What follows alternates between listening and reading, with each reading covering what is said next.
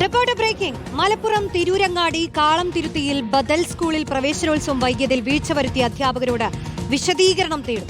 അന്വേഷണത്തിൽ കുറ്റക്കാരെന്ന് കണ്ടെത്തിയാൽ നടപടി സ്വീകരിക്കും. സ്കൂളിലേക്ക് സ്ഥിരം അധ്യാപകരെ അയക്കാൻ ഡിഇഒ, എഇഒ എന്നിവർ പങ്കെടുത്ത യോഗത്തിൽ തീരുമാനിച്ചു. സ്കൂൾ LP തലത്തിലേക്ക് ഉയർത്താൻ ശുപാർശ നൽകും. സോണൽ കൃഷ്ണ ചേരുന്നു. സോണൽ, അങ്ങനെ വിട്ടുനിന്ന അധ്യാപകരിൽ നിന്ന് വിശദീകരണം തേടാനുള്ള തീരുമാനമാണ്. നടപടികളിലേക്ക് കടന്നോ? റോഷ്നി, ഏറ്റവും സങ്കടപ്പെടുത്തുന്ന, അതായത് പ്രവേശനോത്സവ ദിവസം ഏറ്റവും സങ്കടപ്പെടുത്തുന്ന ദൃശ്യങ്ങളായിരുന്നു തിരൂരങ്ങാടിയിലെ കാളംതുരുത്തിയിൽ നിന്ന് നമ്മൾ കണ്ടത്. ഗേറ്റ് പൂട്ടിയിട്ടിരിക്കുന്നതിന് മുമ്പിൽ ഒരുപാട് കുട്ടികളും അവരുടെ രക്ഷിതാക്കളും കാത്തു നിൽക്കുന്ന സ്ഥിതി. അവിടെ അധ്യാപകർ എത്താൻ വൈകിയത് കാരണമാണ് അകത്തേക്ക് പ്രവേശിക്കാൻ കഴിയാഞ്ഞത് എന്നുള്ളതായിരുന്നു ആ കുട്ടികളുടെ രക്ഷിതാക്കൾ ഉൾപ്പെടെ പറഞ്ഞിരുന്നത്. ഈ വിഷയത്തിൽ കൃത്യമായ ഇടപെടൽ നമ്മൾ ഉൾപ്പെടെ നടത്തിയതാണ്. BRCയിൽ നിന്നാണ് ഈ ബദൽ സ്കൂളിലേക്ക് അധ്യാപകർ എത്തിയിരുന്നത്. പക്ഷേ അന്ന് എത്താൻ അല്പം വൈകി എന്നുള്ളതാണ് വാസ്തവം.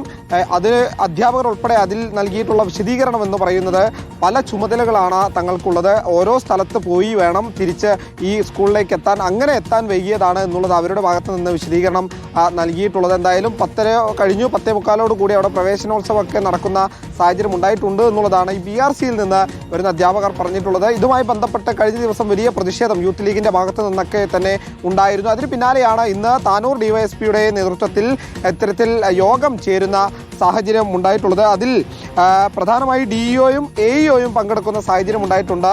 അതിൽ പറഞ്ഞിരിക്കുന്ന തീരുമാനങ്ങൾ എന്ന് പറയുന്നത് ഈ അധ്യാപകരോട്, വീഴ്ച വരുത്തിയ അധ്യാപകരോട് വിശദീകരണം തേടും.